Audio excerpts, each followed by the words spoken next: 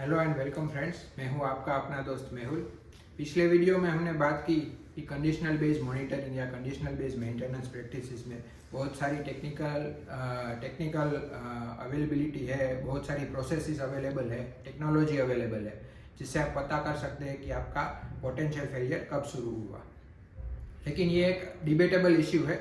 उसमें आपको पहले ये तय करना होगा कि आपका कॉस्ट क्या लगता है और आपका रिस्क क्या है फेलियर का।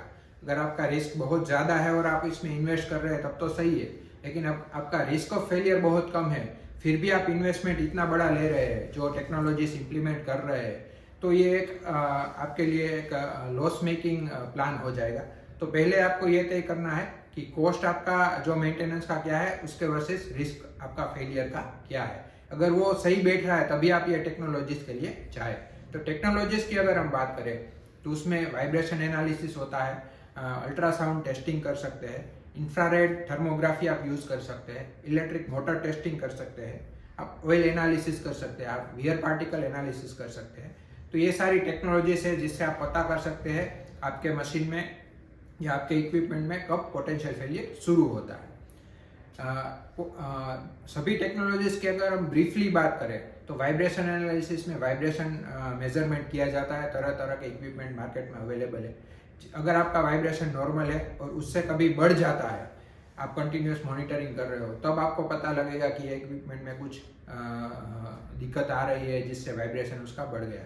अगर उसमें आवाज़ करने लगता है कोई इक्विपमेंट, तो आप अल्ट्रासाउंड से पता कर सकते हैं कि वो इक्विपमेंट में कोई दिक्कत आ रही है। अगर आप टेम्परेचर मेजरमेंट ले रहे हैं और कोई इक्विपमेंट का टेम्परेचर बहुत बढ़ जाता है, तभी आप पता लगा सकते हैं कि इक्विपमेंट में कोई दिक्कत आ रही है। अगर हम मोटर की बात करें तो इलेक्ट्रिक मोटर टेस्टिंग में बहुत सारे पैरामीटर्स है जिससे हम पता लगा सकते हैं। जैसे अगर वो करंट ज़्यादा ले रहा है, उस पर लोड आ रहा है, तो उससे पता कर सकते हैं कि इलेक्ट्रिक मोटर में दिक्कतें आ रही है। अगर हम ऑयल एनालिसिस, गियर बॉक्स का अगर हम कोई एनालिसिस कर रहे हैं तो उसके ऑयल एनालिसिस या उसके वियर पार्टिकल एनालिसिस से हम पता कर सकते हैं कि गियर में वियर ज़्यादा हो रहा है या हमारे ऑयल में कोई लुब्रिकेशन में कोई दिक्कत है। तो ये चीज़ें हम ऑयल एनालिसिस या वियर पार्टिकल एनालिसिस से पता कर सकते हैं। तो ये चीज़ें हुई जिससे हमको पता लगेगा कि यहाँ फेलियर का साइन जनरेट हुआ। लेकिन उसकी रिलायबिलिटी बढ़ाने के लिए ये इतनी चीज़ें काफ़ी नहीं है। उस पर अगर आपको एक्शन तो लेना ही पड़ेगा कि उसको रिपेयर करना है या रिप्लेस करना है। सिर्फ ये चीज़ें मेजर करने से आप प्लांट या आपके इक्विपमेंट या मशीन की रिलायबिलिटी नहीं बढ़ा सकते। तो ये एक चेंज ऑफ माइंडसेट है पूरे प्लांट के लिए, टॉप मैनेजमेंट से लेके लोअर मैनेजमेंट तक, कि भाई हम ये प्रोग्राम रन कर रहे हैं, हमको पता लग गया, लेकिन फिर भी हम कुछ नहीं कर रहे तो वो मशीन तो फेल होना ही है।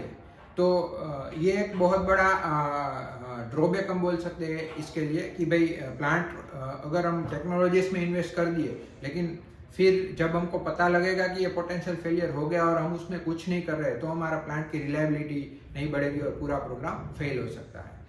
तो ये हमने बातें की कंडीशनल बेस्ड मेंटेनेंस के टेक्नोलॉजीज की, जो टेक्नोलॉजीज से हमको पता लगेगा कि पोटेंशियल फेलियर क्या है, और जब वो फंक्शनल फेलियर में आ गए उसके पहले ही हम प्लांट का शट डाउन करके शेड्यूल मेंटेनेंस का अरेंजमेंट कर सकते हैं। आगे हम बात करेंगे दूसरे मेंटेनेंस प्रैक्टिसेस की। तब तक हमसे जुड़े रहिए और हमारा यूट्यूब चैनल सब्सक्राइब करना मत भूलिए। धन्यवाद।